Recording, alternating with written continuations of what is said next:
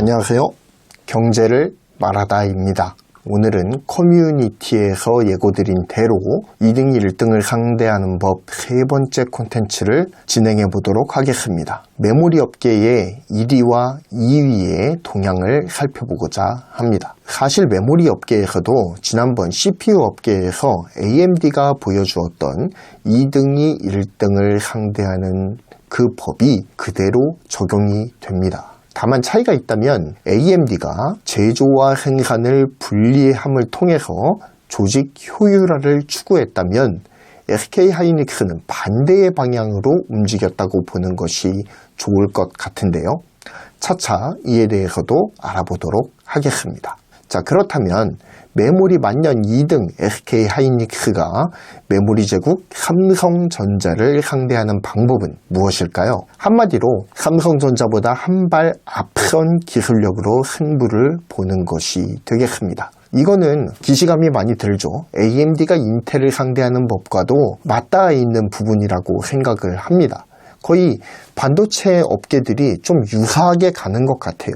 2등이 1등과 경쟁하기 위해서는 1등보다 언제나 좀 반보 정도 앞선 그런 기술 개발을 통해서 내가 혁신 기업의 선두주자다라고 하는 것들을 계속해서 시장에 어필하는 방식으로 대응을 한다라고 볼 수가 있겠는데요. SK하이닉스에 대한 경우에도 이러한 사례가 아주 단적으로 드러난다라고 볼 수가 있겠습니다. 2023년 6월 SK하이닉스는 세계 최초로 238단 낸드 플래시 양산에 성공했다고 밝혔습니다. 이는 지난 2020년 12월 176단 낸드 플래시를 개발하고 난 다음에 1년 7개월 만에 이뤄낸 쾌거예요. 삼성전자는 현재 상세 스펙을 잘 알리지 않고 있지만 최근 236단 낸드 양산에 들어간 것으로 보입니다. 경쟁사 마이크론은 현재 232단을 양산 중에 있고요. 200단 이상의 낸드 플래시는 2022년 12월 YMTC에서 최초 양산에 성공을 한 바가 있습니다. 하지만 하이닉스는 이를 비웃듯 6개월 뒤에 238단 낸드 플래시를 세계 최초로 양산해내는 데에 성공을 하게 되죠. 그러면서 타사 대비 앞선 기술력을 스스로 입증해 보입니다. SK하이닉스가 이번에 개발하는 데에 성공한 이 238단 낸드 플래시는 전 세대인 176단 낸드 플래시에 비해서 생산성이 34%가 향상이 되었다고 합니다. 반면 삼성전자의 경우 236단 낸드를 양산하는 것으로 알려져 있습니다. 하지만 상세 스펙이 공개되고 있지 않기 때문에 이마저도 조금 불확실한 면이 있어요. 삼성전자가 파운드리 기술력 제고와 캐펙스 확충에 나서면서 상대적으로 메모리 투자에 대한 여력이 분산되었죠.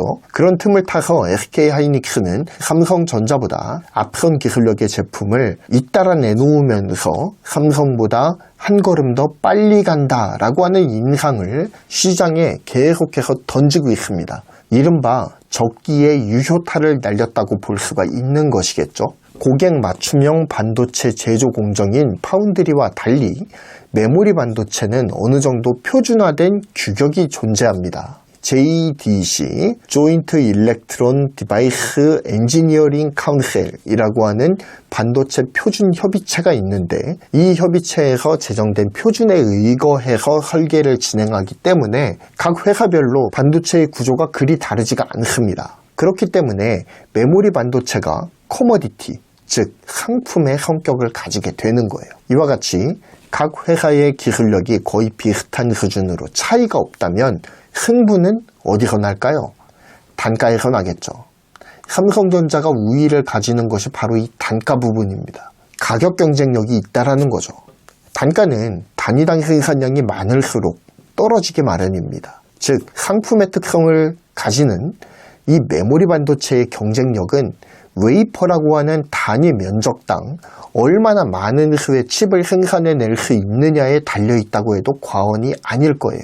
규모의 경제를 어떻게 달성하느냐에 달린 것이죠. SK하이닉스가 이번에 양산에 성공한 238단 낸드 플래시는 기존 176단 낸드 플래시에 비해서 생산성이 무려 34%나 향상이 되었습니다.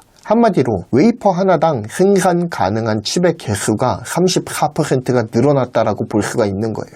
예를 들어 한 웨이퍼당 기존 세대 공정으로, 그러니까 176단 낸드 플래시 공정으로 500개 칩을 한 웨이퍼에서 생산을 할 수가 있었다면, 이젠 같은 크기의 웨이퍼를 가지고 670개 정도의 칩을 생산해낼 수 있다는 이야기입니다. 단순한 산술 계산으로 말이죠. 훨씬 더 큰 규모의 경제를 누릴 수가 있게 된 겁니다.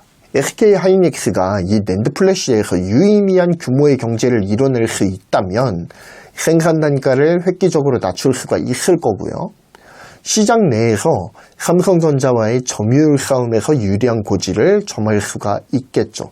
물론 삼성전자는 타이 추종을 불허하는 캐펙스로 밀어붙일 것이 뻔합니다만 그나마 경쟁력을 더욱더 갖출 수가 있겠다라는 말씀을 드리는 것입니다. 삼성전자와 비교했을 때 물리적인 캐펙스가 턱없이 부족하죠. 거의 3분의 1 정도 되거든요. 이렇게 턱없이 부족한 SK 하이닉스의 입장에서는 기술 혁신을 통해서 칩의 크기를 줄여나감을 통해 생산성을 높이는 방식으로 공룡 삼성전자에 대응을 해야만 하고 또 그렇게 대응을 하고 있다라고 볼 수가 있는 것입니다. 이 외에도 SK 하이닉스는 현재 삼성전자 대비했을 때 HBM 분야에서 특히 우위를 점하고 있습니다. 서버 CPU에서 가장 큰 파일을 차지하는 인텔의 DDR5 메모리 인증도 세계 최초로 SK 하이닉스에서 획득했죠. 그리고 삼성전자는 아직도 이 인증에 대해서 협의 중입니다. 이렇듯 메모리 분야에서 SK 하이닉스의 발걸음은 삼성보다 한 템포 빨리 움직이는 것으로 보여요. 물론 기본적인 물리 캐펙스가 큰 삼성전자가 후발주자로 시장에 진입을 하게 되면 거대한 물량을 쏟아내면서 현재 SK 하이닉스가 가진 우위가 대등한 수준까지 균형이 맞추어질 수 있을 겁니다. 하지만 시장을 SK 하이닉스가 선점한 만큼 향후의 경쟁 구도에서도 우위를 점하면서 유리한 위치에서 경쟁을 할 수가 있게 되겠죠. 또한 반도체 제국 인텔이 삼성을 간접적으로 견제하고 있는 회사라는 점도 SK 하이닉스에겐 굉장히 유리한 측면으로 다가오는 면이 있습니다. 이러한 시장의 상황들을 10분 활용하면서 그와 동시에 삼성보다 한 반박자 정도 빠른 기술 개발을 통해서 SK 하이닉스가 선단 메모리 시장에서 우위를 점해나가고 있다라고 설명을 드릴 수가 있겠습니다. 사실 그런데 SK 하이닉스는 삼성전자와 지금 현 상황에서 경쟁하기가 버거운 건 사실입니다. 왜냐하면 물리적인 캐펙스에서부터 어마어마한 차이가 나거든요. 2022년 4월에 조선일보에서 메모리 캐펙스에 대해서 기술한 기사가 있습니다. 이것을 인용해 보자면 삼성전자는 메모리 반도체용으로 월 320만 장 정도의 웨이퍼를 생산하고 있습니다. 반면 SK 하이닉스는 월 198만 장 수준이 약 1.6배 정도의 캐펙스 차이가 나고 있습니다. 이러한 캐펙스의 차이는 점유율에서도 고스란히 드러나고 있죠. 이렇게 캐펙스 면에서 삼성전자에게 현저하게 밀리고 있는 SK 하이닉스가 삼성과 경쟁하기 위해서는 선단 시장을 선점하는 것 외에는 별다른 방법이 없는 상황이에요. 그래서 현재 SK 하이닉스가 주력하는 것이 바로 차세대 메모리인 DDR5 그리고 HBM 200단 이상의 낸드 플래시, 이렇게 세 분야에 주력을 하고 있는 것으로 보입니다. 이 세 가지 차세대 메모리에서 일단 SK 하이닉스가 헤게모니를 잡은 것으로 보여요. 성공을 했습니다. 전략이. 특히 HBM에서는 SK 하이닉스가 독보적인 실력을 보여주고 있죠. 이미 엔비디아 GPU에 독점적으로 HBM을 SK 하이닉스에서 공급을 하고 있습니다. 물론 삼성전자가 본격적으로 HBM3 물량을 쏟아내기 시작하면 양강 구조로 다시 재편이 되기는 할 겁니다. 하지만 그럼에도 불구하고 시장 선점 효과로 인해서 SK 하이닉스가 유리한 시점에서 경쟁을 이어나가게 될 것이라는 사실은 부인하기 어려울 겁니다. 엔비디아 GPU는 생성형 AI 붐을 타고 최전성기를 맞이하고 있어요. 서버에 들어가는 고성능 GPU 시장에서 엔비디아가 가진 영향력은 절대적입니다. 90% 이상이에요. 절대 강자이죠. 엔비디아와 손을 잡은 SK 하이닉스는 그야말로 천군만마를 얻었다라고 볼 수가 있겠죠. 게다가 이러한 SK 하이닉스의 소재와 더불어서 삼성전자에서 삽질을 한 게 있어요. 뭐냐면 HBM 팀을 해체시켜버린 겁니다. 그러다가 다시 재결성을 했거든요. 그러면서 HBM3의 양산이 올해 9월까지 밀려버렸어요. 이런 정책적인 실기가 있었습니다. 그런데 SK 하이닉스에서는 지금 엔비디아에 독점 공급을 하고 있죠. 이런 것들이 정말 SK 하이닉스가 타이밍을 정말 기가 막히게 잘 잡는다는 생각이 듭니다. 물론 삼성전자에서는 HBM은 시장성이 아직까지는 없다고 판단을 했던 것 같아요. 그리고 이런 HBM 회의론이 SK 하이닉스에서도 동일하게 있었다고 합니다. 그런데 SK 하이닉스는 뚝심 있게 밀어붙인 거고, 삼성전자는 일단 한번 시장을 관망해보자라고 한 발 뒤로 뺐던 거고요. 그런데 결과적으로는 SK 하이닉스의 판단이 옳았던 거죠. 어쨌든 이렇게 세계 최고의 메모리 기업에서 삽질을 해주면서 SK 하이닉스의 HBM 사업이 더욱더 탄력을 받는 것 같아요. 어찌되었든 하이닉스는 삼성전자가 다른 데에 집중을 하거나 혹은 삽질하는 순간을 정말 기가 막히게 포착하는 것 같습니다. 더욱 중요한 것은 삼성전자보다 윗단의 기술 시장을 선점해 들어가서 기술적 해자를 파놓는 능력이 탁월한 것 같아요. 물론 삼성도 이 메모리 개발 역량을 무시할 수가 없습니다. 빠른 속도로 뒤쫓고 있고요. 또한 압도적인 캐펙스를 무기로 찍어 누르면 하이닉스도 재간은 없을 거예요. 하지만 선점 효과로 인해서 계속해서 우월한 위치에서 경쟁을 펼쳐나갈 수 있을 거라는 데는 이견을 제기하기가 힘들 겁니다. 두 번째로 SK 하이닉스가 삼성전자를 상대하는 방법은 캐펙스 확충이에요. 이것이 아까 서두에서 말씀드렸던 AMD와의 차별점이라고 볼 수가 있겠는데요. AMD는 물론 불도저를 말아먹으면서 어쩔 수 없이 생산 부분을 분리한 측면이 있습니다. 경영 효율화를 위해서는 불가피한 선택이었어요. 하지만 SK 하이닉스는 메모리 반도체 사업으로 얻어낸 엄청난 캐시플로우를 바탕으로 해서 인텔의 낸드 플래시 부문인 솔리다임을 인수하는 선택을 합니다. 굉장한 모험이었어요, 이건. 그런데 어찌됐든 SK 하이닉스 입장에서 보면은 다음에 표를 보시죠. 낸드 플래시 세계 1위는 부동의 삼성전자입니다. 그리고 2등이 키옥시아예요. 3등이 웨스턴 디지털이고요. 4위에 SK 하이닉스가 있는데 5위에 바짝 누가 따라붙고 있죠?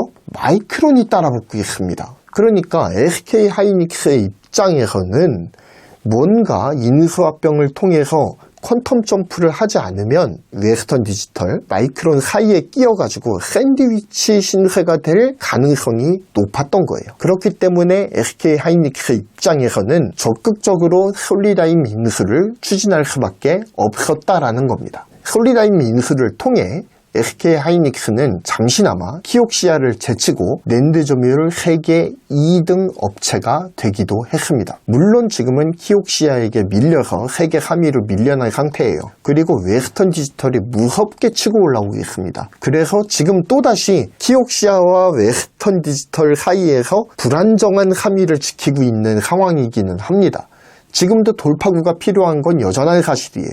하지만 우리가 SK 하이닉스의 솔리다임 인수에서 주목해야 될 점은 하이닉스의 낸드 캐펙스가 단기간에 괄목할 정도로 성장을 보였다라는 점입니다. 메모리 시장은 아까도 말씀드렸듯이 커머디티, 즉 상품 시장이에요. 더 많은 캐펙스를 확충해서 생산 단가를 낮추는 회사가 경쟁에서 우위를 차지할 가능성이 높아진다는 거죠. 물론 100% 그렇다는 이야기는 아니에요.